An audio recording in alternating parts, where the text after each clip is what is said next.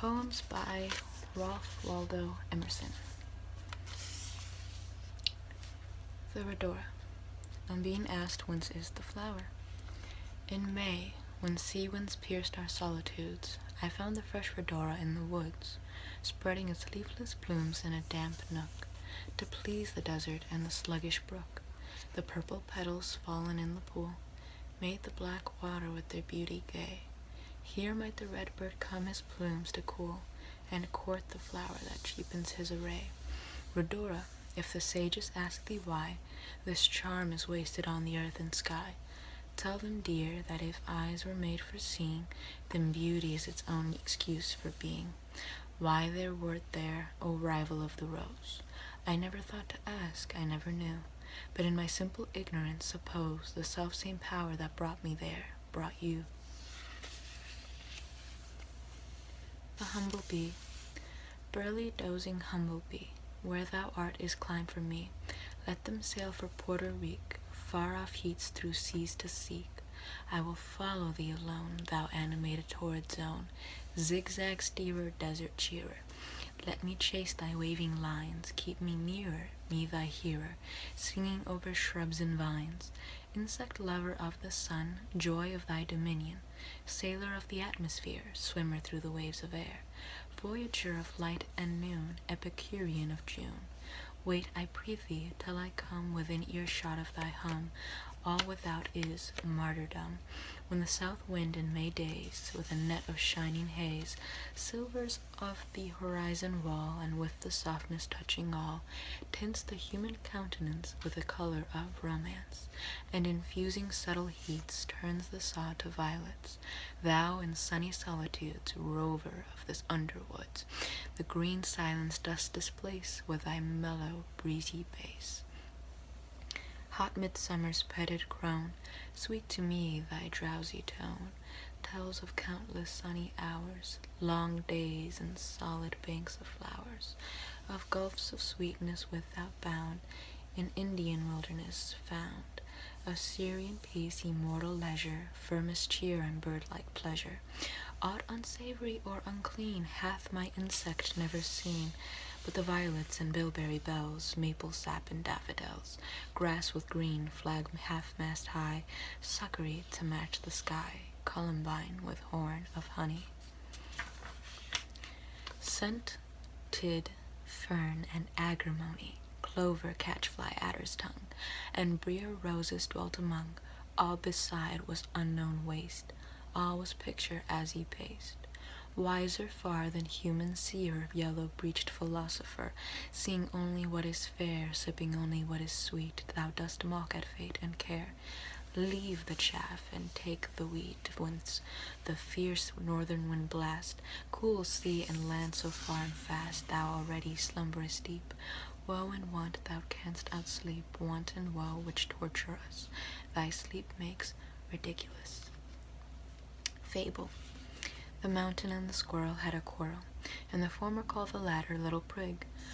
Bun replied, You are doubtless very big, but all sorts of things and weather must be taken in together, to make up a year and a sphere, and I think it no disgrace to occupy my place. If it's not so large as you are not as small as I, and not half so spry. I'll not deny you make a very pretty squirrel track. Talents differ, all is well, and wisely put. If I cannot carry forests on my back, neither can you crack a nut. Astrea. Himself it was who wrote, his rank and quartered his own coat.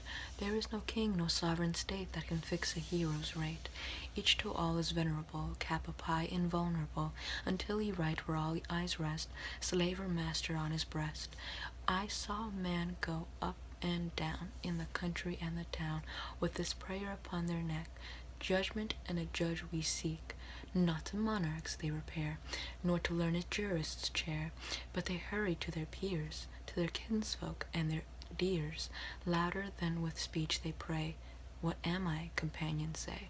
And the friend not hesitates to assign just place and mates, answers not in the word or letter, yet is understood the better, is to his friend a looking-glass, reflects his figure that doth pass.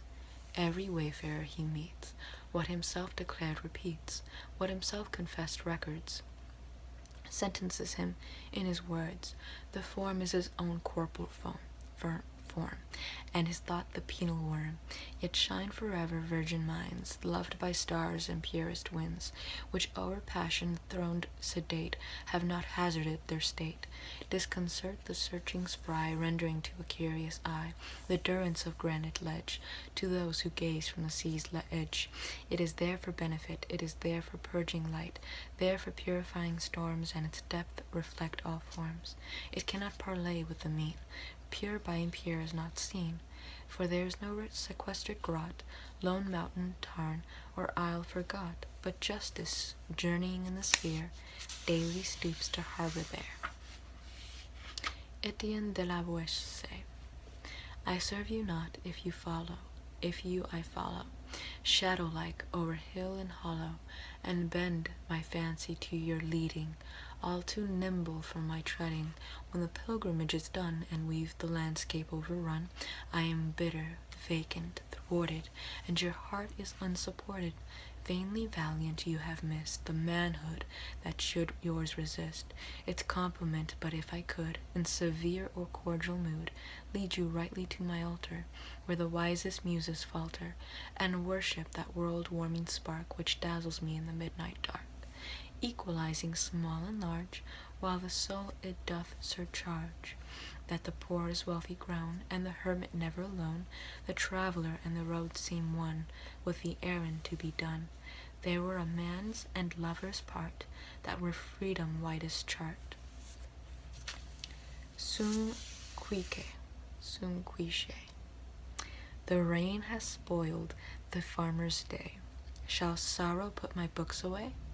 Thereby are 2 days lost. Nature shall mind her own affairs. I shall attend my proper cares, in rain or sun or frost. Compensation. Why should I keep holiday when other men have none? Why but because when these are gay, I sit and mourn alone? And why when mirth unseals all tongues, should mine alone be dumb? Ah, late I spoke to silent throngs, and now their hour is come. Forbearance. Hast thou named all the birds without a gun, loved the wood rose and left it on its stalk, at rich men's tables eaten bread and pulse, unarmed faced danger with a heart of trust, and loved so well a high behavior in man or maid, that thou from speech refrained, nobility more nobly to repay? O be my friend and teach me to be thine. Bearing.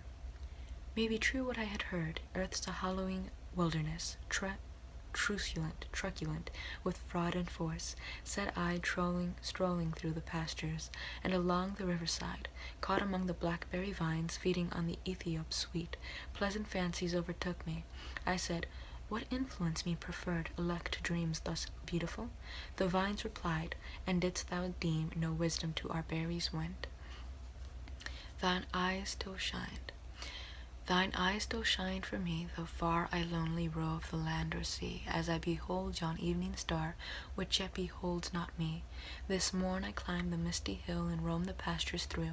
How danced thy form before my path, amazed the deep eyed dew. When the redbird spread his sable wing, and showed his side of flame, when the rosebud ripened to the rose, in both I read thy name. Eros. The sense of the word is short, long and various the report. To love and be beloved, men and gods have not outlearned it, and how oft soever they returned it, 'tis not be improved. Loss and gain. Virtue runs before the muse, and defies her skill. She is rapt and doth refuse to wait a painter's will. Star adorning occupied, virtue cannot bend her, just to please a poet's pride, to parade her splendor. The bard must be with good intent, no more his but hers, must throw away his pen and paint, kneel with worshippers. When then perchance a sunny ray from the heaven of fire his lost tools may overpay, and better his desire.